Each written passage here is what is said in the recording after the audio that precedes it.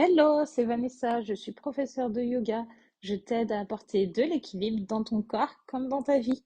Aujourd'hui, je voulais te parler de cette phrase que j'entends tellement souvent. Ah, je- Non, le yoga, c'est pas fait pour moi. Tu sais, le yoga, c'est un peu trop lent. Ah bon, le yoga, c'est lent? Euh... Je crois qu'on parle pas du même yoga. Et c'est vraiment ma réponse et ma pensée à chaque fois qu'on me dit cette phrase.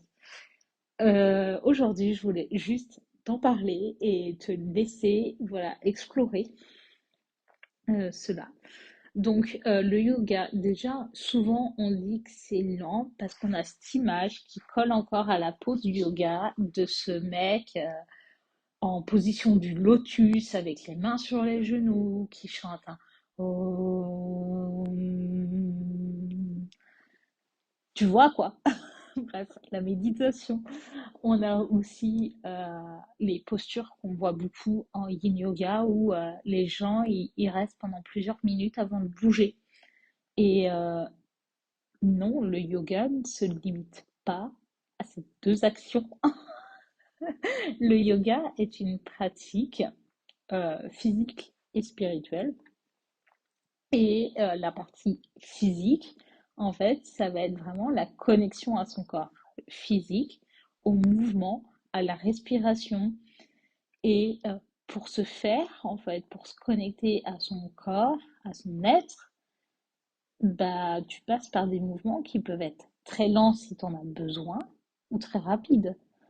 Et le principal, c'est juste de bouger, de revenir à soi, et au fur et à mesure, tout vient quoi. Moi, j'ai parlé plus d'expérience. Du coup, au tout début, je pensais vraiment que le yoga était lent. Je ne sais pas si tu avais écouté mon podcast là-dessus, mais moi, je me suis fait une image du yoga, c'est doux, c'est lent, et voilà. Je suis arrivée à ma première séance, et là, on m'a demandé de bouger, de faire des exercices en mode sur un pied, puis sur l'autre pied, puis un pied vers l'arrière, un pied sur les mains, etc. Et franchement, tu bouges dans tous les sens. Et bah non, quoi, c'est pas du tout lent. Après, tu as un retour au calme, si tu veux l'appeler comme ça, à la fin. Petite méditation. Mais en soi, voilà, c'est pas très très lent et enfin, c'est pas du tout lent, quoi.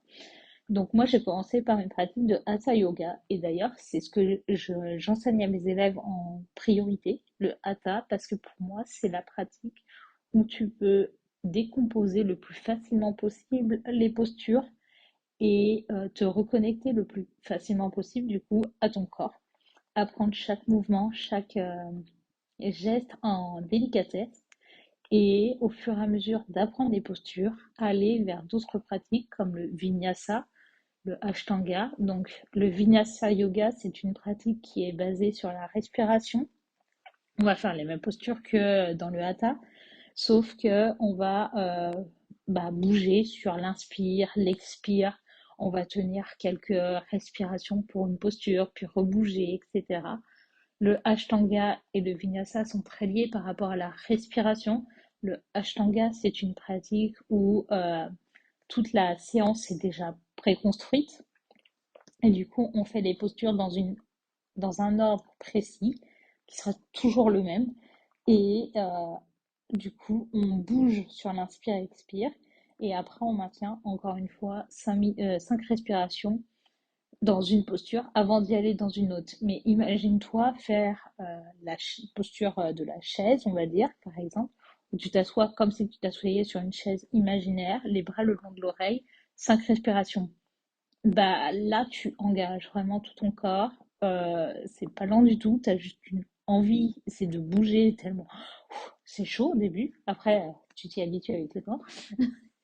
Mais du coup, voilà, tu sens vraiment tes muscles s'engager, etc. Ça, c'est une pratique plutôt Vinyasa Ashtanga qui fait monter vraiment la chaleur. Pour le coup, moi, je transpire à tous les coups dans une pratique de Ashtanga tellement ça bouge, quoi. Voilà, après, il y a des pratiques genre le warrior, le yacht, etc. Ça aussi, c'est des pratiques dynamiques que tu n'arrêtes pas de bouger. Et pareil, tu vas transpirer sûrement dedans, peut-être perdre un peu ton souffle de temps en temps aussi. Mais du coup, tout ce genre de pratiques, les pratiques plutôt yang, sont vraiment en mode mouvement continuel, donc jusqu'à la fin. Et du coup, le moment que tu t'allonges à la fin, si tu t'allonges, là, c'est ton moment que tu vas le plus kiffer en mode ah, ça fait du bien de faire une pause. Et du coup, là, tu savoures le moment lent, entre guillemets. Du coup, voilà, les pratiques du coup plutôt lentes que tu pourrais retrouver sont le yoga nidra, le yin yoga, où là, tu peux rester plusieurs minutes dans chaque posture. Et ça, c'est des yogas où on va venir étirer, méditer, revenir vraiment à son corps et relâcher le moindre petit muscle. C'est vraiment des pratiques super intéressantes aussi. Mais si pour toi le yoga c'est lent, je te conseille de pas aller vers ces postures-là, mais plutôt d'aller vers une pratique de hatha pour commencer et ensuite aller vers du vinyasa, du ashtanga ou toute autre pratique yang. Et dans une pratique de hatha, voilà, tu vas pouvoir vraiment rentrer en contact avec le yoga, ton corps, etc. Comme je viens de dire au début. Voilà. En tout cas, si tu te rappelles de ce que j'avais raconté sur ma pratique perso, ma découverte du yoga perso, j'avoue que si j'étais rentrée dans un cours de yin yoga dès le début, je pense que j'aurais été au début et j'aurais fait, c'est pas pour moi. J'ai commencé le yoga en 2017 et j'ai commencé à aimer le yin yoga en avril 2021. 22, pardon, 22, puisque c'était l'année dernière et qu'on est en 2023. Donc imagine que j'ai mis du coup à peu près 4 ans pour aimer une pratique douce et donc plus lente. Donc tout vient t'attendre, qui sait t'attendre. Bref, t'as compris l'expression. Mais voilà, si je te rappelle une deuxième fois, si pour toi le yoga est lent, va prendre un cours de hatha yoga. Et si c'est toujours lent, tu peux prendre du vinyasa si tu veux et change de prof. Explore. C'est vraiment ce que je t'invite à faire. Et si pour toi le yoga justement est trop intense, parle avec des professeurs de yoga, etc. pour trouver celui qui est adéquat pour toi-même. Et quand tu as trouvé ton style de yoga, ta professeure ou ton professeur qui te correspond à peu près ou complètement, c'est là que tu vas pouvoir comprendre toute cette connexion au corps et peut-être apprendre à ralentir pour aller vers des pratiques un peu plus yin. Et du coup, voilà. Mais y aller progressivement. En tout cas, pour revenir sur le thème, le yoga c'est lent. Moi, je peux te dire que je me suis pris des suées, je me suis pris la musculation plus plus.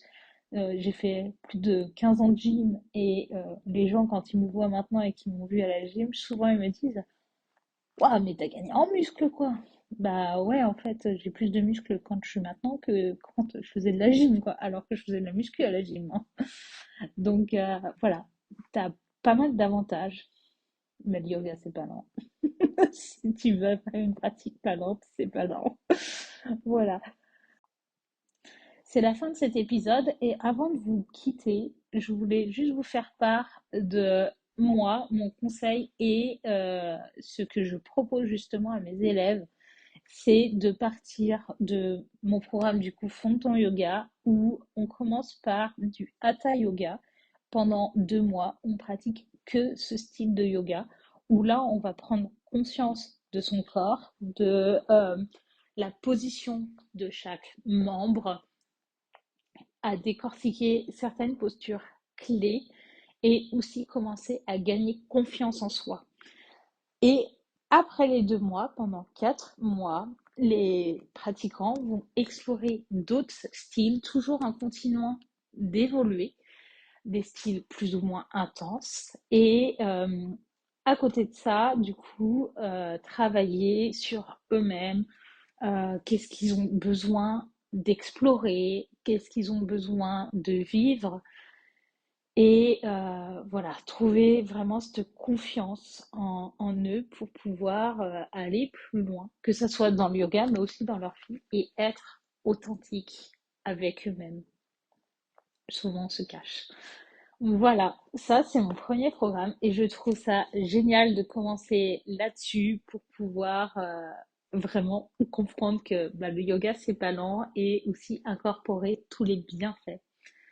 Voilà, sur ce, je vous laisse. Je crois que c'est l'épisode le plus court. Vous pouvez me féliciter, moi qui adore blablater. Non, désolée, je me jette des fleurs. Mais voilà. En tout cas, j'espère qu'il vous a plu et je vous souhaite une excellente journée. Bye!